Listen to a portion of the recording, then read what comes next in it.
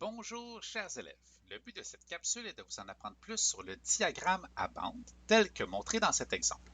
Tout d'abord, vous devez savoir que le diagramme à bande représente facilement des données classées par catégorie, notamment pour représenter les résultats d'un sondage.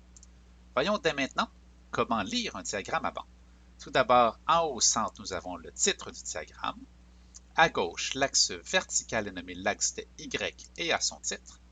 L'axe horizontal est nommé l'axe des X et a aussi son titre. Et bien sûr, nous avons des bandes qui servent à représenter les données. Voyons un exemple plus précis de lecture d'un diagramme à bande. Nous avons ici le diagramme qui représente les résultats d'un petit sondage demandant la couleur préférée des élèves. À gauche, nous avons le nombre d'élèves ayant répondu à chacun des choix. Et en bas, nous avons les différentes couleurs. Nous voulons maintenant compiler les résultats dans notre tableau de compilation. Pour ce faire, nous allons suivre la colonne bleue et nous rendre complètement en haut pour observer assez facilement qu'il y a 12 élèves qui ont répondu le bleu. Pour le jaune, il y a une petite difficulté. La colonne arrête entre deux valeurs, donc entre le 2 et le 4. Nous avons simplement à faire un petit trait pour trouver que la valeur entre les deux est le 3. Donc, 3 élèves ont répondu le jaune. Pour le rouge, le haut de la colonne arrive vis-à-vis le 8. Et pour ce qui est du vert, il a la même valeur que la colonne du jaune, donc 3 élèves qui ont répondu la couleur verte. Un exemple de question lors de l'analyse d'un diagramme à bande est de vous demander combien de personnes ont participé au sondage. Pour ce faire, vous avez uniquement à trouver la somme des résultats obtenus. Donc dans cet exemple, 12 plus 3 plus 8 plus 3 pour obtenir 26 élèves qui ont répondu à ce sondage.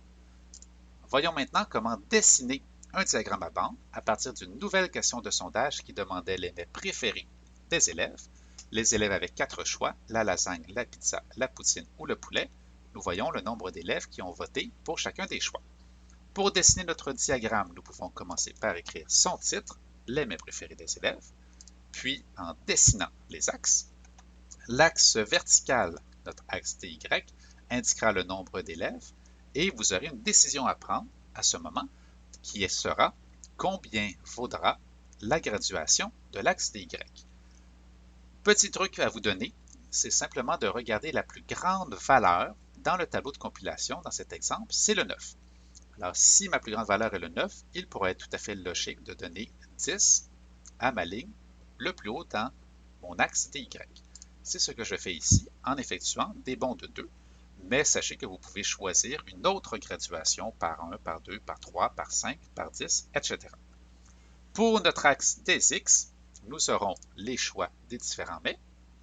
Et maintenant, pour dessiner les colonnes, je vous recommande, pour la lasagne par exemple, qui aura 6 élèves, de commencer par trouver la valeur 6, de faire un trait avec votre règle vis-à-vis le haut de la colonne, puis simplement de dessiner 2 traits verticaux pour compléter la colonne que vous pouvez par la suite colorier.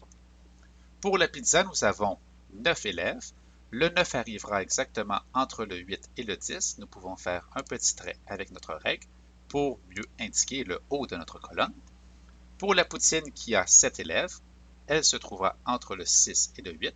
Donc, nous pouvons encore faire un trait pour bien compléter notre bande.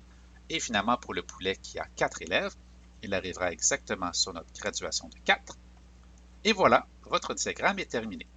Vous savez maintenant comment lire et comment dessiner un diagramme à bande.